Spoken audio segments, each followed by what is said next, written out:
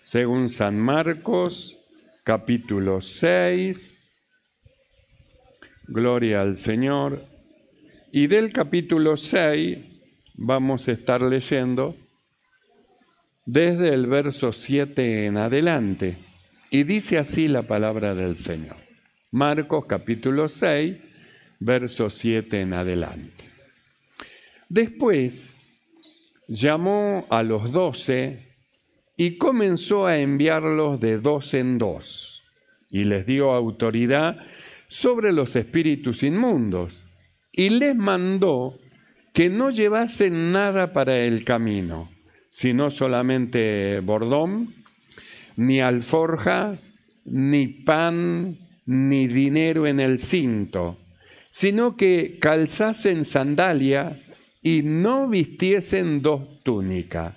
Y les dijo: donde quiera que entréis en una casa, posad en ella hasta que salgáis de aquel lugar. Y si en algún lugar no os recibieren ni os oyeren, salid de allí y sacudid el polvo que está debajo de vuestros pies para testimonio a ello. De cierto os digo que en el día del juicio será más tolerable el castigo para los de Sodoma y Gomorra que para aquella ciudad. Y saliendo, predicaban que los hombres se arrepintiesen, y echaban fuera muchos demonios, y ungían con aceite a muchos enfermos, y los sanaban. Oramos. Mi amado Señor, te damos gracias. Padre bueno, gracias por darnos el privilegio una vez más de poder estar delante de ti en este santo culto en la congregación de los santos. Muchas gracias, mi Señor. Rogamos que el poder de tu Espíritu Santo tome el dominio, el control de todas las cosas. Reprendas toda perturbación del corazón, toda perturbación de la mente, de los pensamientos. Y tu Espíritu Santo, Señor, haga una obra perfecta, Señor, en todos tus hijos. Señor, en tu misericordia extiendas tu mano sobre nuestros hermanos enfermos y los sane. Padre, para ti todas las cosas son posibles. Mi Señor, estamos reunidos como un solo hombre sentado a la mesa y decimos: danos hoy nuestro pan cotidiano. Padre, gracias por tanto amor te damos en el nombre de Jesucristo. Amén y amén. Tomamos asiento. Gloria al Señor. Y son 2 cosas que tienen que estar, o 3 que deben estar siempre presentes, y aún podría decir 4 y podría decir 5 y 6, que tendrían que estar presentes en la vida del creyente, que son la oración, que es la lectura de la Biblia, que es el congregarse, que es participar de los grupos, que es enviar los niños a la escuela bíblica, que es participar de las oraciones en la iglesia, que es. Es decir, son cosas que Dios ha preparado para lo suyo, para que nosotros, moviéndonos en esas cosas, estemos siempre delante del Señor y estemos siempre despiertos delante de Él. De manera tal que podamos nosotros eludir los ataques del maligno, darnos cuenta cuando hay una trampa de Satanás. Entonces el avisado ve el mal, no pasa por arriba, se hace un costado, esquiva y sigue su camino. Porque si no está avisado en su corazón viendo el mal y no lo esquiva, va a pasar por medio de él y en medio de él va a quedar atrapado. Esto nosotros lo podemos ver en el Antiguo Testamento, en José, cuando la mujer de Potifar lo agarró de la ropa y le dijo: duerme conmigo. Y él dijo: no, ¿cómo voy a pecar en contra de Dios y en contra de mi amo que me ha dado? No, y salió corriendo, ella lo sostuvo su ropa, dejó la ropa y él se fue, pero él pudo huir, escapar. Y la Biblia dice, escápate cual ave del lazo del cazador. Entonces, por eso necesitamos orar, no solamente por nosotros mismos y por nuestra familia, sino orar por los hermanos. Hay hermanos que son débiles, que necesitan el apoyo de la oración de los hermanos, y nosotros sabemos que la oración del justo puede mucho. Puede que justo en el momento en que va a quedar atrapado como una mosca en la tela de araña, por la oración de alguien sea libertado y pueda salir ileso de ese lugar. Por eso la necesidad de la oración. Velad y orad para que no caigáis en tentación. Nosotros hemos leído en esta noche este Evangelio según San Marcos, capítulo 6, verso 13, donde Jesús envió a los discípulos de dos en dos para que vayan a predicar. Antes de enviarlo, primero los preparó. Antes de enviarlo, primero los iluminó. Antes de enviarlo, primero, hermano, llenó sus corazones de luz espiritual. Les enseñó a evadir el mal. Les enseñó a evadir el pecado. Les enseñó a librarse de las artimañas del maligno. Es decir, los llevó a un punto tal donde se nieguen a ellos mismos y aún a su propia vida y aprendan a separarse de todo lo humano, de todo lo terrenal, para ponerse al servicio exclusivo del Señor. Es decir, primero los iluminó, luego ellos fueron caminando, fueron practicando, llevando a la práctica lo que ellos habían escuchado. La práctica los llevó a un perfeccionamiento, a un crecimiento, y en ese perfeccionamiento y crecimiento llegamos a este punto donde ya estaban preparados para ser enviados. A ninguno de ellos se iba a enfrentar con un endemoniado donde ellos quieran echarle afuera y el demonio le iba a saltar encima, como hizo con aquellos que invocaron el nombre de Jesús, el que predicaba Pablo. Ellos quisieron tomar autoridad, y cuando quisieron tomar autoridad en el nombre de Jesús, el que predicaba Pablo, entonces los demonios saltaron encima de ellos, porque ellos, antes que salten sobre de ellos, los demonios se enseñoreaban en la vida de ellos. Se enseñoreaban de ellos, los llevaban a lo malo, los llevaban a hacer las cosas malas, pero luego quisieron invocar el nombre del Señor y le dijo el diablo, ¿quién sos vos con lo que vos haces? Me venía a mí a decir que le saltaron encima y lo hicieron pedazos. Eso no podían hacer con los discípulos, porque los discípulos primero fueron enseñados, fueron instruidos por el Señor, fueron acompañados en el transcurso de su aprendizaje, fueron practicando, llevando a práctica lo que ellos estaban escuchando. No solamente Jesús le hablaba con su boca, sino que le mostraba con su vida la forma de vivir.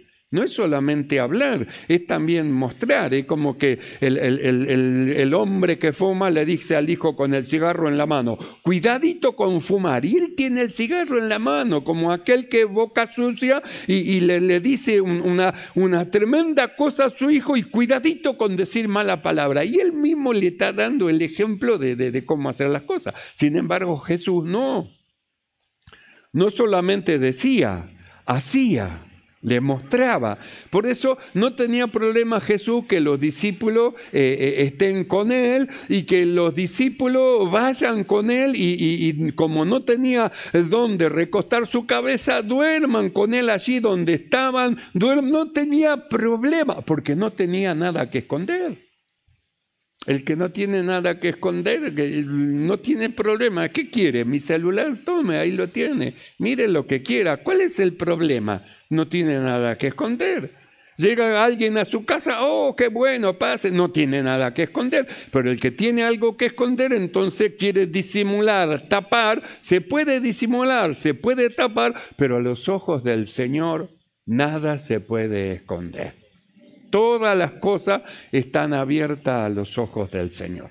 Entonces, ¿qué es lo que hizo el Señor primeramente? Primeramente los instruyó, primeramente les enseñó que el que quiera venir en pos de mí y no deja, entonces le puso los requisitos para ser discípulos. Ellos aceptaron, se sometieron bajo la dirección del Señor, vinieron los 12 escogidos por el Señor, los escogió para que estén con Él. Ellos vieron cómo vivía, vieron dónde dormía, vieron qué es lo que hacía, vieron que el Hijo del Hombre no tenía dónde recostar su cabeza, las aves tenían nido, las zorras tenían cueva, el Hijo del Hombre no tenía. Entonces conocían todo del Señor, porque no había nada que esconder, porque el que anda en la verdad no tiene nada que esconder ni nada que tapar, está todo abierto a los ojos de todos, no tiene problema. Entonces les enseñó, le mostró cómo vivía, le mostró la forma de vivir y a su vez los iba instruyendo, iban recibiendo, iban comprobando que la palabra de Dios era agradable y era perfecta. Entonces iban ya preparándose para el propósito que Jesús tenía con ellos. Por eso el verso 7, cuando nosotros hemos leído, dice que el Señor los llamó a los 12, lo que Él había separado, y los comenzó a enviar. Dijo, bueno, ahora van a ir a predicar a las ciudades.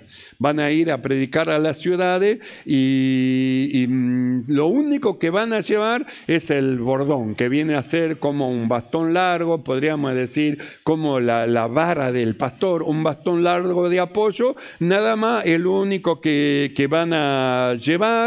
No van a llevar alforja, es decir, la cartera, no van a llevar alforja, no van a llevar pan en el bolsillo, no van a llevar pan, no van a llevar dinero en el cinto, sino que solamente sandalia. Tampoco van a llevar 2 túnicas, una sola túnica, la que llevan puesta. Donde quieran que entre, en la casa que ustedes entren y lo reciban, posen ahí. Y si en algún lugar no lo reciban o no lo quieren oír, salgan de ella, sacudan sus pies, el calzado, sacudan, de manera tal que el polvo que está debajo de vuestros pies sea sacudido para testimonio de ello. Sea sacudido, como diciendo, no queremos llevar ni siquiera el polvo de esta ciudad pegado a nuestros pies. Entonces, como testimonio en contra de ello.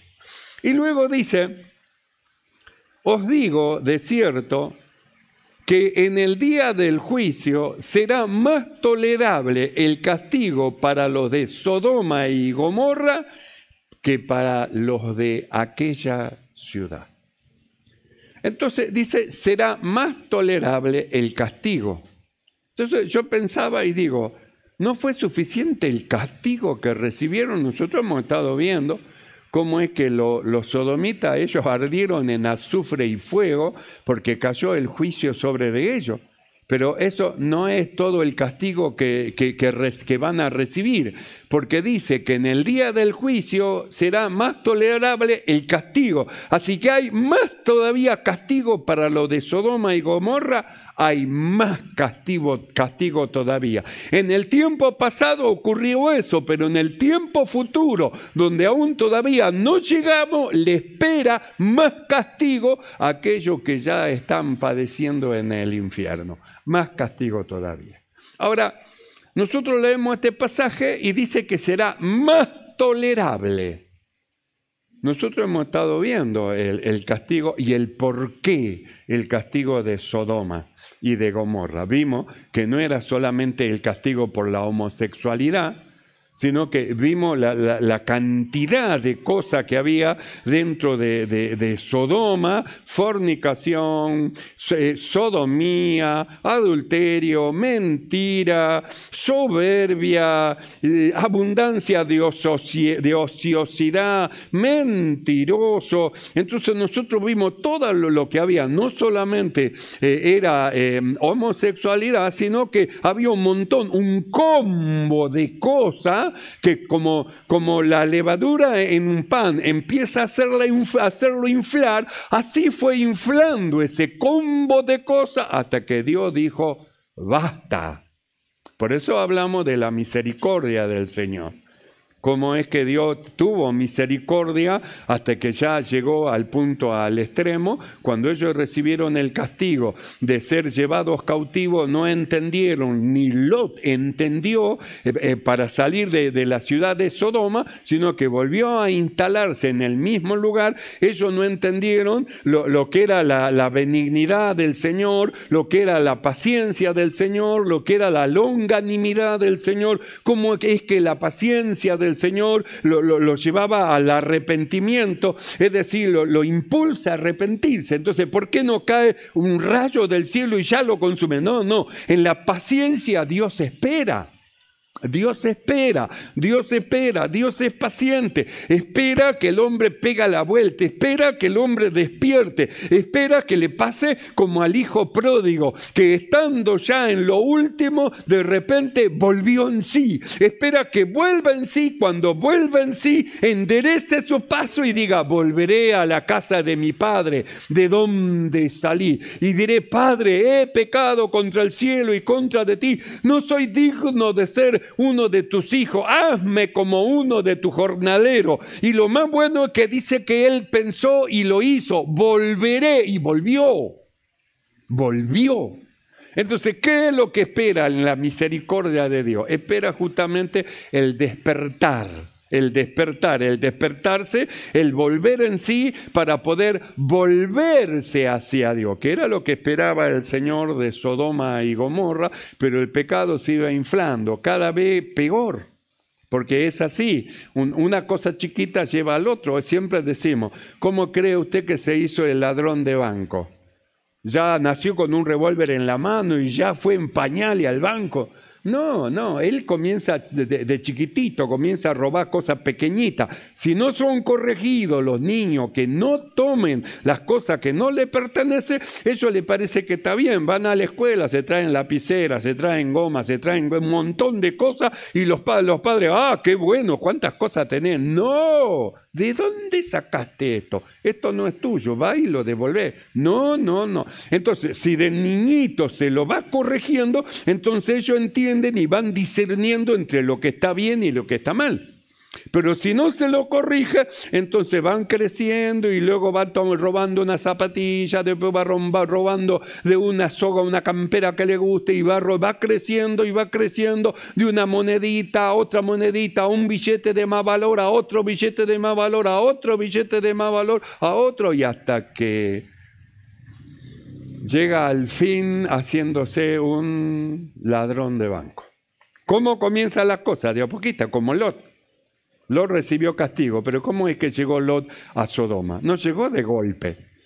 Cuando se separó de Abraham, dijo Lot, yo voy a ir para allá, aquel lugar que es tierra fértil, y dijo Abraham, bueno, yo voy a ir para el otro lado. Entonces él fue a ese lugar y de a poquitito fue haciendo la tienda, otra tiendita más allá, estaba Sodoma ahí, y después otra tiendita, y de tiendita en tiendita, de a poquito, se metió en Sodoma. Es como el mundo. ¿Cómo se vuelve al mundo? Se vuelve al mundo de poquito, no de repente, de a poquito. ¿Cómo se vuelve la persona que se droga? De a poquito, empieza con una pitadita. ¿Cómo se hace borracho el ebrio? Y de a poquito, una tomadita. Y así todas las cosas empiezan de a poquito. Por eso, de chiquitito nomás hay que ponerle freno. No quiero. Una pitadita, no sea mariquita, no quiero, gracias, no, muchas gracias, toma vos si querés, andá, hacé como vos quieras, yo no quiero, de a poquitito. Entonces, ¿cómo entró Lot a Sodoma? De a poquito, una tiendita, otra tiendita, hasta que se metió en Sodoma, y cuando se metió en Sodoma, hizo su hogar en Sodoma, vio que las cosas no eran buenas, porque así no aprendió de su tío Abraham, no aprendió así, sino que él sabía discernir lo que estaba bien y lo que estaba mal. Por eso el escritor del Nuevo Testamento dice que viendo las obras nefandas se afligía. Entonces, ¿por qué se afligía? Porque discernía y sabía que eso era malo y lo que hacían todo era malo. Entonces, en lugar de salir e irse de Sodoma, él igual decidió quedarse en Sodoma. Y bueno, no importa, total, mientras no hagamos nosotros, y estaban todos metidos ahí. Las hijas ya se iban a casar con unos de Sodoma, que tenían ya la enseñanza de la ciudad de Sodoma y ya estaban ahí. Entonces podría haber él escapado de los juicios de Dios, pero no quiso escapar, se quedó ahí y cuando vino el juicio de Dios tuvo que salir sin nada, absolutamente sin nada. Así como lo mandó Jesús a los discípulos. No lleven alforja, no lleven dinero, no lleven pan, no lleven solamente un báculo, es decir, un bastoncito, solamente un bastón, no lleven nada más que eso. Como los envió, así salió Lot de Sodoma, sin nada, con lo puesto nada más, con lo puesto. Entonces nosotros hemos estado viendo cómo es que el Señor le dijo a los discípulos, acuérdense de lo que le pasó a la mujer de Lot por desobediente. Ella había escapado del juicio de Dios, había escapado. ¿Y qué es lo que tenía que hacer? Simplemente obedecer a su Dios, al Dios que la libró del juicio, al Dios que la libró de esa condenación, al Dios que la libró de ser quemada en fuego. Tenía simplemente que obedecer, pero su corazón estaba de donde salió. En lugar de estar su corazón hacia adelante, mirando al Señor, miraba para atrás en su corazón, y como su corazón estaba de donde salió, su rostro y sus ojos también miraron para atrás. Y ahí hemos estado viendo, se volvió estatua de sal. Dios no perdonó a Sodoma y Gomorra, sino que entraron en los juicios de Dios a causa de la abundancia de los pecados que estaba creciendo cada vez más y más y más. Ahora, nosotros hemos leído en este pasaje cómo es que Jesús dice, de cierto os digo que en el día del juicio, ya está hablando del juicio del gran trono blanco, de cierto os digo que en el día del juicio será más tolerable el castigo para los de Sodoma y Gomorra que para los de aquella ciudad. Así que hay pecado más grande que todo lo que hicieron Sodoma y Gomorra, hay un pecado más grande que todo eso. Un pecado más grande. Nosotros miramos lo que le dijo al Señor. Si en algún lugar no os recibieren ni oyeren, salid de ahí. Porque una cosa es que el mundo esté sin Cristo.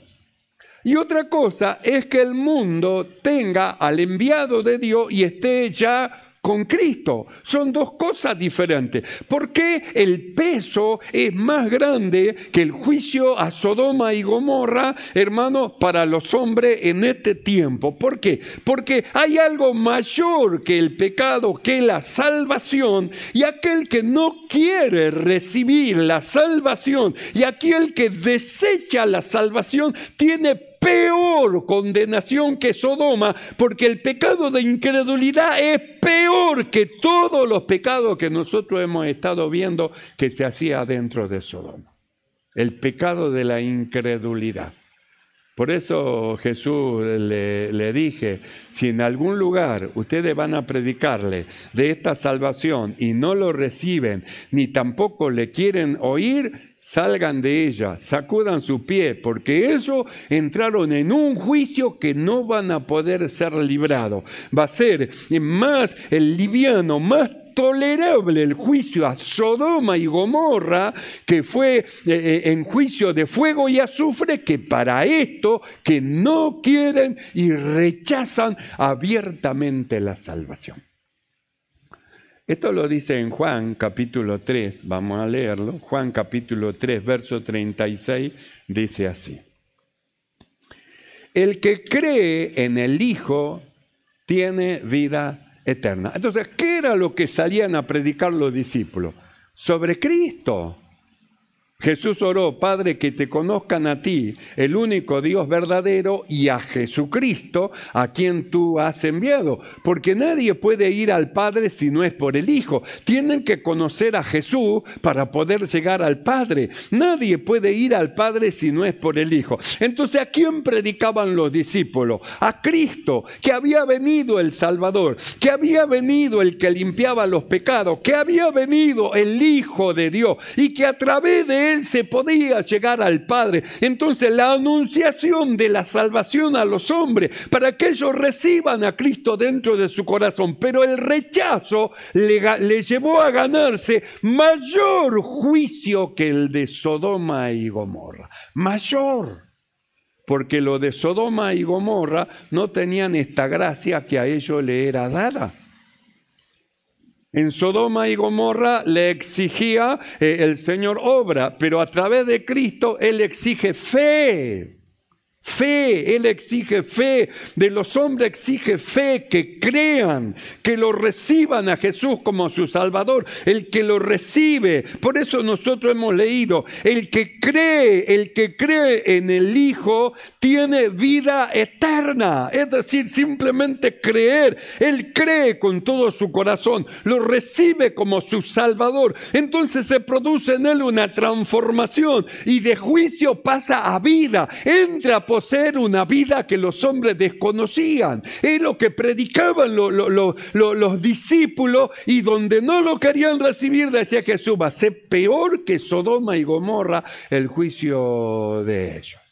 Entonces dijo Jesús así en Juan capítulo 3, verso 36: el que cree en el Hijo tiene la vida, pero el que rehúsa creer en el Hijo no verá la vida, sino que la ira de Dios está sobre de él. Así que mientras está inactivo con el desconocimiento de Cristo, está neutro. Pero cuando llega la anunciación de Jesucristo como su Salvador y él toma una decisión, esa decisión lo lleva a vida o lo lleva a la ira de Dios. ¿Lo lleva a vida o lo lleva a la ira de Dios? Jesús dijo así: el que cree en el Hijo tiene vida eterna, pero el que rehúsa creer, la ira de Dios está sobre de él. Porque ya inmediatamente al rehusar creer, recibir a Cristo como su Salvador, se hace acreedor al juicio del lago de fuego. Por eso es que Jesús dijo: lo de esto es peor que el juicio de Sodoma, porque Sodoma y Gomorra, ellos sí que hicieron lo malo, pero peor que hacer todas esas cosas es no creer en el Hijo de Dios. Es peor, porque la salvación es un regalo de Dios donde no exige nada. Dios no le exige, hermano, al hombre que haga, le exige que crea, Es lo único que le pide: cree en el Señor Jesucristo y será salvo. Simplemente que crea, que lo reciba. El simple hecho de creer y de recibir, él pasa de muerte, pasa a vida. Pero el simple hecho de rechazar se ha acreditado la ira de Dios sobre de él. Por eso dijo Jesús que el castigo en el día del juicio será más tolerable, el castigo para los de Sodoma y Gomorra, que para aquellos que han rehusado, no han querido creer, han rehusado recibir al Hijo de Dios.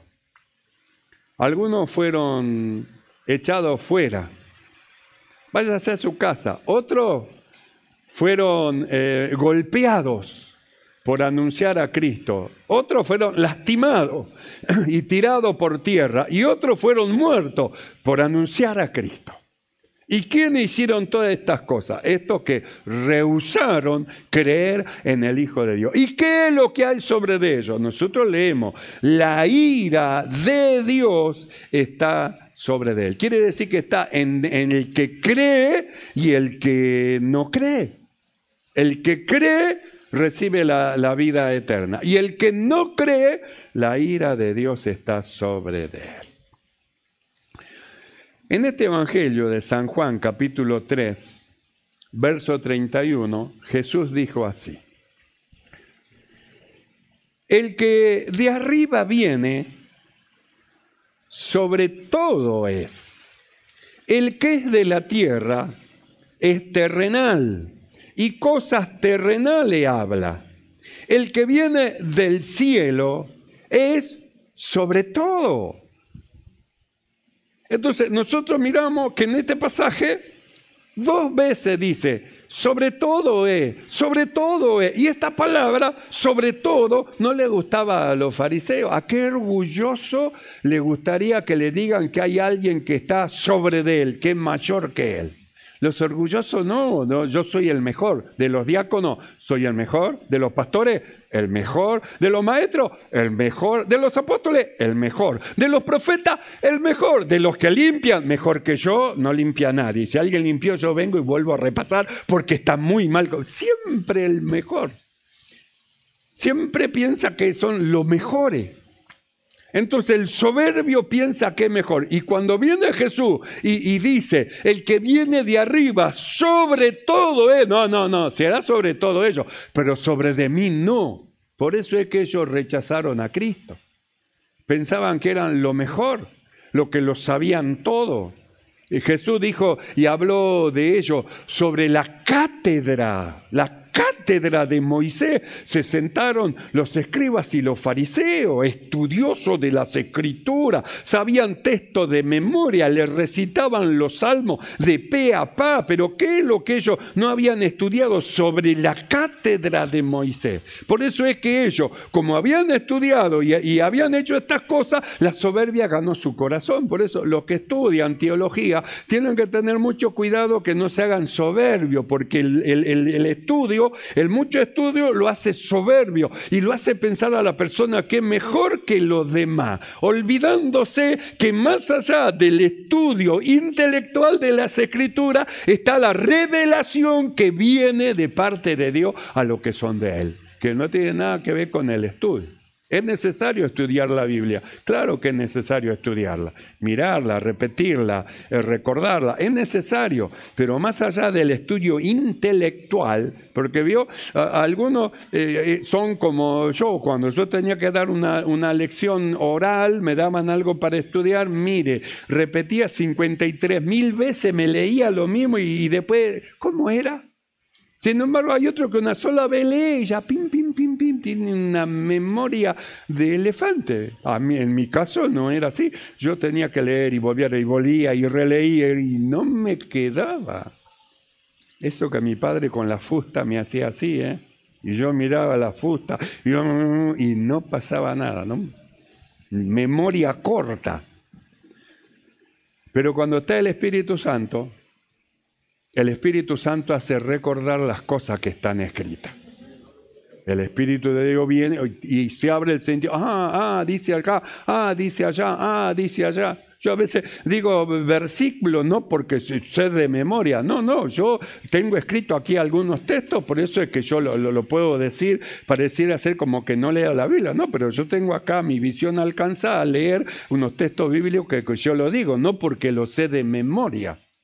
Ojalá supiera todos los textos de memoria. Ojalá no me haría falta escribir ni siquiera nada. Pero yo no soy así. Mi intelecto chiquitito y cortito no da para tanto. Pero el Espíritu de Dios ayuda en mi flaqueza.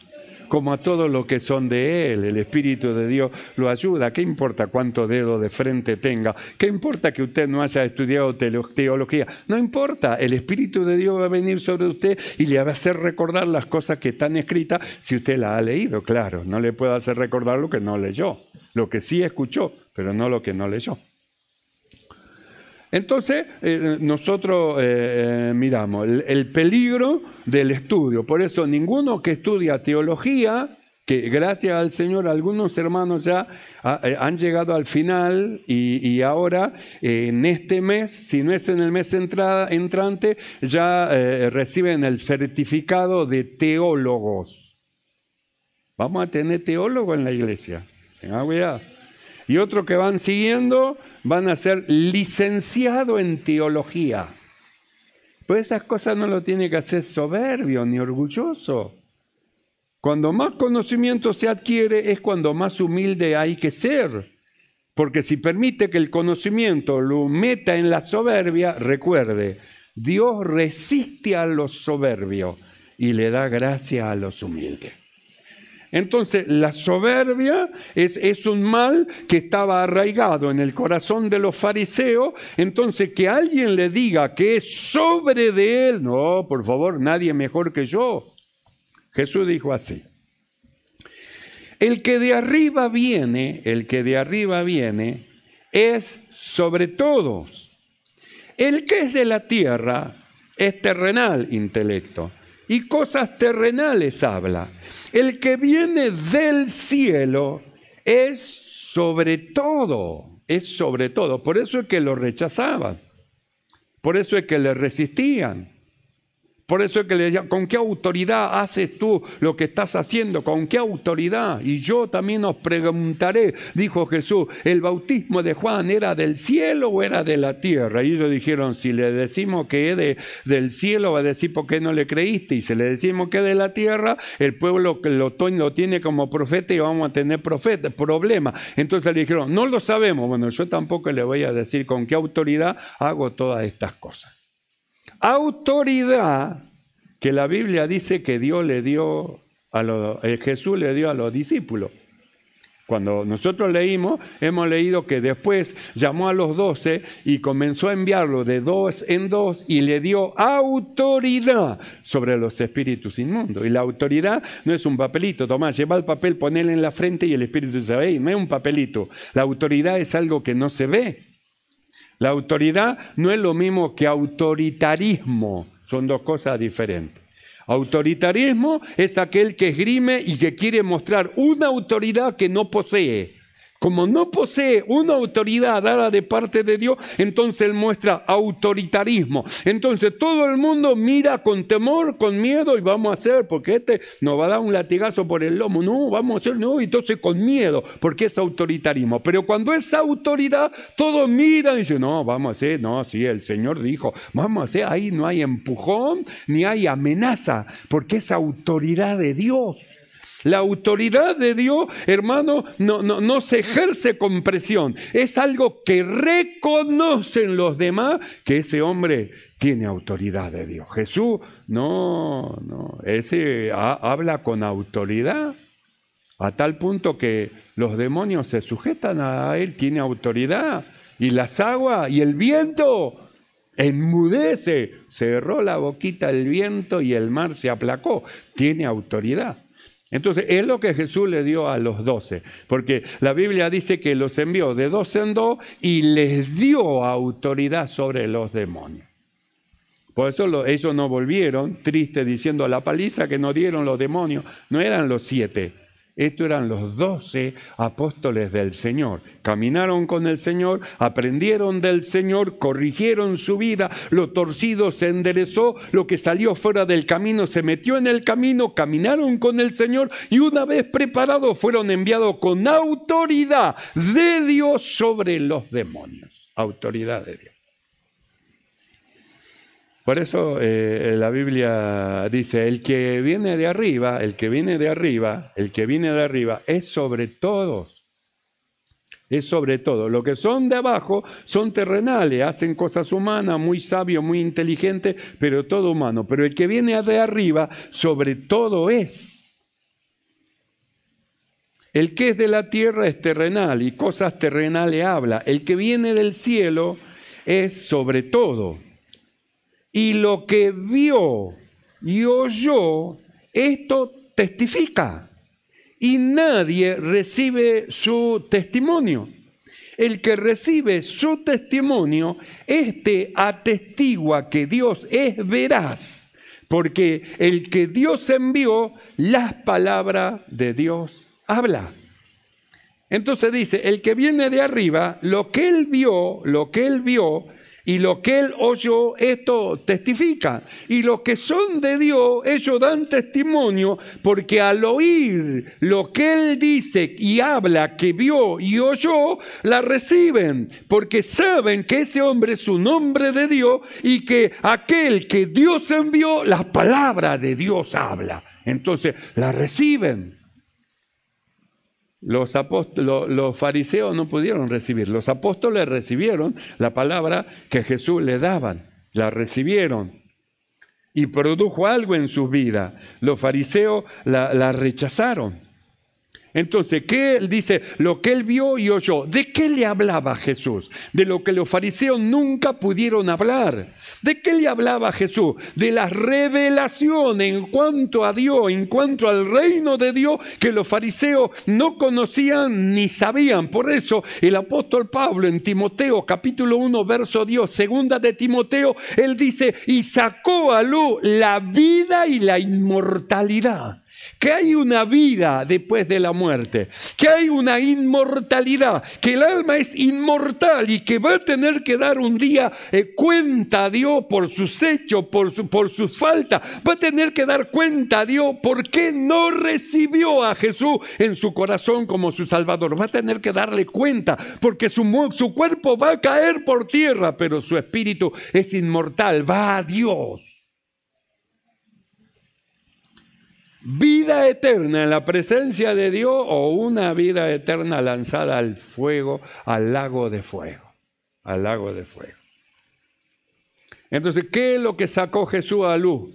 La vida, que había vida y la inmortalidad. Por eso dice, lo que vio y oyó, él lo confesó. Los que habían creído, ellos recibieron la palabra, pero los fariseos la rechazaron. No la quisieron recibir, no quisieron recibir la palabra que Jesús hablaba, porque ellos no eran de Dios. Los que son de Dios, las palabras de Dios oyen. Los que no son del Señor, la palabra de Jesús no tiene cabida en el corazón de ellos. No hay lugar en el corazón de ellos. Entonces, nosotros miramos. Así que va a ser más tolerable el castigo a Sodoma y Gomorra que el castigo a los que desobedecen. Más tolerable a los de Sodoma y Gomorra. Y ellos recibieron el juicio de Dios por sus obras. Por eso el apóstol Pablo, en 1 Corintios capítulo 6, verso 9 en adelante, él dice lo siguiente, recordando estas cosas, los juicios de Dios que vienen a causa del pecado. Dice así, 1 Corintios capítulo 6, verso 9. ¿No sabéis, como diciendo, no entendieron, no sabéis que los injustos no heredarán el reino de Dios? Porque se divide en justo e injusto, en el que cree y en el que no cree. Entonces, ¿quiénes son los injustos? ¿No sabéis que los injustos no heredarán el reino de Dios? No erréis, ni los fornicarios, ni los idólatras, ni los adúlteros, ni los afeminados, ni los que se echan con varones, ni los ladrones, ni los avaros, ni los borrachos, ni los maldicientes, ni los estafadores heredarán el reino de Dios. ¿Cómo harán ellos para heredar el reino de Dios en esta condición de injusto?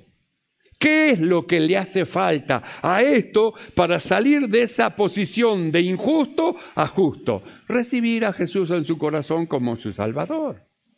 Recibirlo en verdad, recibir a Cristo, aceptarlo como su Señor, como su Salvador. Entonces se produce un cambio, una transformación, se produce un traslado del reino de las tinieblas al reino de la luz, y donde había muerte, ahora hay vida. Donde había tiniebla, ahora hay luz. Hay luz. Es decir, un cambio de incrédulo a crédulo. Del la ciudad de la destrucción, Sodoma y Gomorra, a la ciudad nueva, a la nueva Jerusalén, a la presencia del Señor, a una tierra nueva. ¿No sabéis que los injustos no heredarán el reino de Dios? No erréis, ni los fornicarios, ni los idólatras, ni los adúlteros, ni los afeminados, ni los que se echan con varones, ni los ladrones, ni los avaros, ni los borrachos, ni los maldicientes, ni los estafadores heredarán el reino de Dios. Y esto erais alguno, mas ya habéis sido lavados, ya habéis sido santificados, ya habéis sido justificados en el nombre del Señor Jesús y por el Espíritu de nuestro Dios. Esto erais. ¿Cuándo eran? Cuando no tenían a Cristo como su Salvador. Esto eran injustos. ¿Cuándo eran? Cuando Jesucristo no había sido aceptado como su Señor. Por eso dice, esto eran ustedes ahora, pero ahora Dios ha hecho algo con ustedes por haber creído, por haber recibido a su Hijo como su Salvador, por haber abierto el corazón para que Él penetre y viva dentro de ustedes. Ahora las cosas han sido cambiadas, han sido diferentes, porque ya habéis sido lavados de toda inmundicia, de toda maldad, limpiada la conciencia de malas obras. Ya habéis sido lavado, ya habéis sido santificado en un hombre nuevo, creado según Dios, en la justicia y santidad de la verdad, y ya habéis sido justificado, un hombre que no peca y no puede pecar, suena la trompeta y vuela al cielo con el Señor. Esos somos nosotros, los que hemos creído. Esos somos nosotros. Nos hemos escapado de la ciudad de la destrucción y vamos rumbo a la nueva Jerusalén, a la ciudad que nos espera para entrar por las puertas del cielo. Así que, mis amados hermanos, estemos firmes en lo que hemos recibido. Seamos constantes en las enseñanzas que hemos recibido y sigamos creciendo en la obra del Señor, siempre sabiendo que nuestro trabajo no ha sido en vano. ¿Entendemos esto, hermano? Cerramos nuestros ojos y oramos.